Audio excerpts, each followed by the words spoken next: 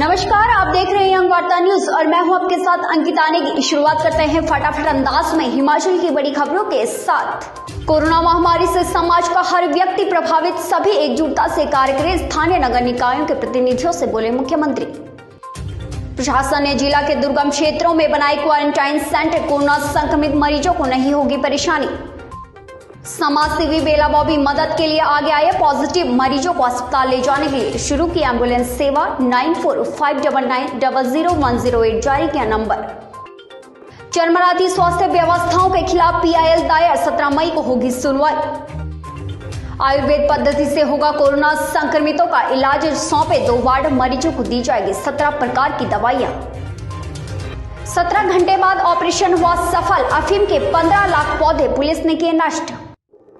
हिमाचल सरकार का बड़ा ऐलान, 18 से 44 साल के युवाओं को अब लगेगी कोरोना की वैक्सीन।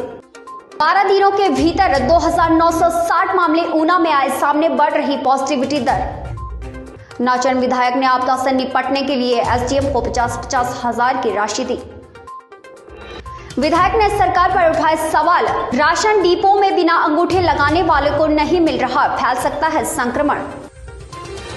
जरूरतमंदों को घर द्वार दवाइयां पहुंचा रहा प्रशासन, अनूठी पहल ला रही रंग।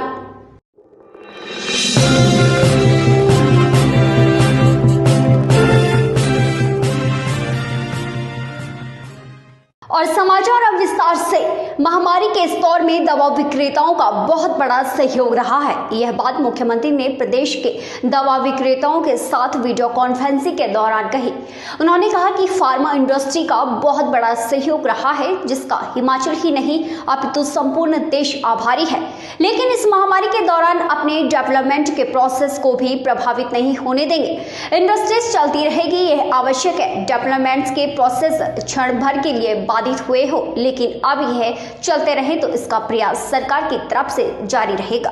का सहयोग मिला भी है, और लेकिन फिर भी उसके बावजूद भी आप सबसे जो CSR के तहत जो है वो अभी भी जो मदद हमको और भी जिस रूप में मिल सकती है प्रदेश में, क्योंकि आवश्यकता बहुत ज्यादा, और ये भी संभव नहीं है कि आपसे ही उसकी पूर्ति हमने करनी है, लेकिन मदद करते करते हम किसकी जीवन को जिंदगी दे सकते हैं, तो मुझे लगता है कि वो बहुत एक पुण्य का कार्य होगा।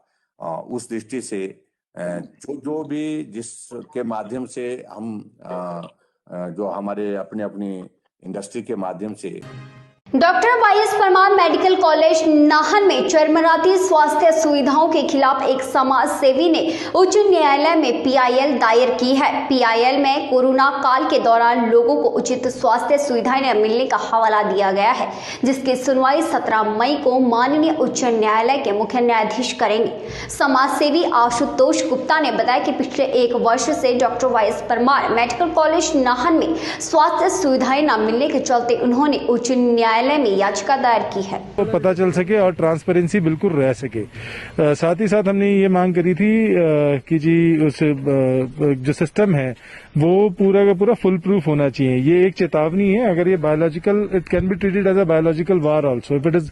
अगर ये आपको ये नहीं पता कि ये अभी मैन मेड वायरस है या वायरस जनरेटेड थ्रू एनिमल और ह्यूमन बीइंग है, तो अगर आपको ये है कि हमारी जो स्वास्थ्य सेवाएं हैं वो इतनी चरमराई हुई हैं, ये हमारा एक विसल ब्लोअर के तौर पर एक PIL है कि आने वाले टाइम के अंदर अगर अपग्रेडेशन ऑफ मेडिकल फैसिलिटीज नहीं हुआ हिमाचल में, तो हिमाचल के लोगों को बहुत आहत हो सकती है। अगर हम 68 लाख या 72 लाख लोगों को टेक केयर नहीं कर सकते और प्रॉपर मेडिकल सर्विसेज नहीं दे सकते, तो हम मुख्यमंत्री ने आज वीडियो कॉन्फ्रेंसिंग के माध्यम से स्थानीय नगर निकायों के प्रतिनिधियों से सीधा संवाद किया, जिसमें शहरी विकास मंत्री सुरेश भारद्वाज मौजूद रहे। उन्होंने कहा कि संक्रमण में तेजी है और शहर में नगर परिषद का कार्य रुकना नहीं चाहिए। महामारी के इस दौर में समाज का कोई भी एक ऐसा वर्ग नहीं है जो प्रभावित न हुआ हो। जयराम ठाकुर ने कहा कि हमें एकजुटता के साथ कार्य करना होगा ताकि विकास के कार्य भी न रुक सके और लोगों को समस्या न आए। वहीं उन्होंने कहा कि 17 मई के बाद भी 18 से 45 वर्ष के आयु के लोगों को वैक्सीन लगवाई जाएगी। ऐसी सूरत में संकट के क्षण में इस दौर को भी पार करना, ये भी हमारे लिए बहुत महत्वपूर्ण है। चुनौती है, लेकिन फिर भी उसके बावजूद बहुत महत्वपूर्ण है, बहुत आवश्यक है। और मुझे पूरा भरोसा है जिस प्रकार से पिछली बार कोविड का जब दौर आया था, हम सब लोगों ने मिलकर के योजना बनाई और सब लोगों ने सहयोग दिया, मदद की। एकजुट होकर के जब सब लोग उस कार्य में जुटे और डटे और उसका परिणाम हुआ कि वो दौर निकल गया था। लेकिन अभी का ये दौर फिर से जो आया है, ये ज्यादा गंभीर है, उससे ज्यादा।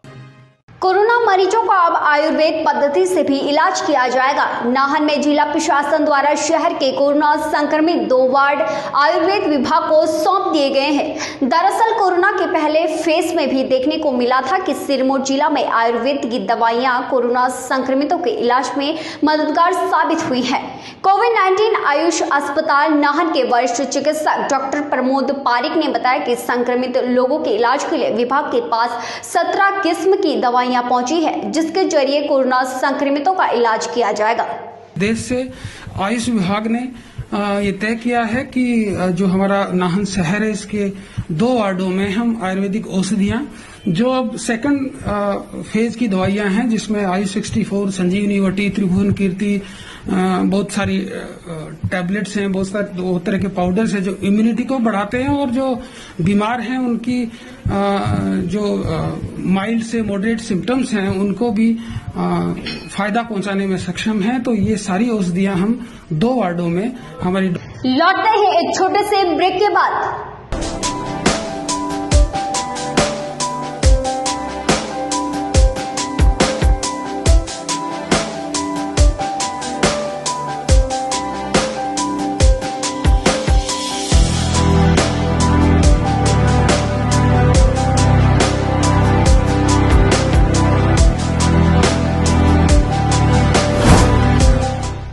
भूषण ज्वेलर्स, अनमोल रिश्तों के लिए।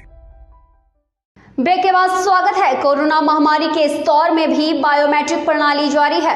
पूर्व मंत्री एवं नैना देवी विधानसभा क्षेत्र के विधायक ने कहा कि डिपो में अभी भी अंगूठा लगाकर राशन दिया जा रहा है। एक तरफ सरकार लोगों को सामाजिक दूरी बनाए रखने की बात कर रही है, तो वहीं दूसरी तरफ बिना अंगूठे लगाए राशन भी नहीं ले सकते हैं। प्रदेश सरकार के ऐसे न जाने कौन से नक्काशशाही अफसर हैं जो ऐसे आदेश जारी करते हैं, जबकि राशन कार्ड को स्कैन कर भी राशन मिल सकता है। विधायक का कहना है कि शहरी क्षेत्रों के साथ साथ अब कोरोना ग्रामीण क्षेत्रों में भी तेजी से फैलने लगा है। वाला जो है उसको राशन नहीं मिलेगा। सरकार को ये सोचना चाहिए कि जो मशीन है उसके ऊपर अंगूठा लगाने वाले लोग आएंगे, एक लगाएगा फिर दूसरा अंगूठा लगाएगा, तो उससे क्या होगा, बीमारी ज्यादा फैलेगी।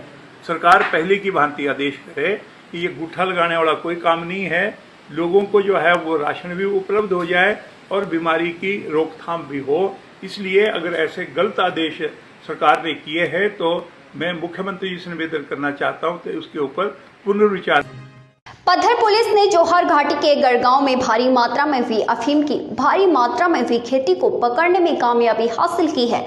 एसडीपीओ पत्थर लोकेंद्र नेगी के नेतृत्व में बनी पुलिस की टीमों को घाटी में भेजा गया, जहां भूमि में 15 लाख अवैध अफीम की खेती पाई गई, जिनको मौके पर ही नष्ट किया गया।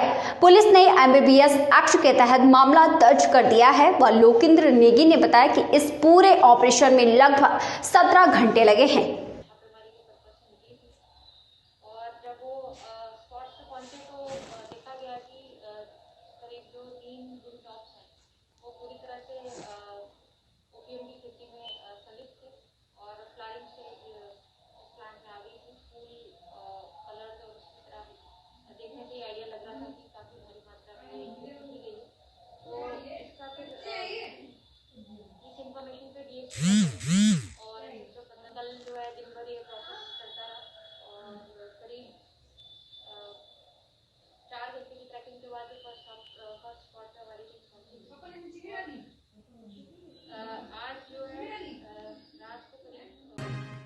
देश प्रदेश की तमाम बड़ी खबरों को देखने के लिए यंग वार्ता न्यूज के फेसबुक पेज, इंस्टाग्राम और यूट्यूब चैनल को फॉलो और सब्सक्राइब करें। साथ ही बेल आइकन दबाना ना भूलें।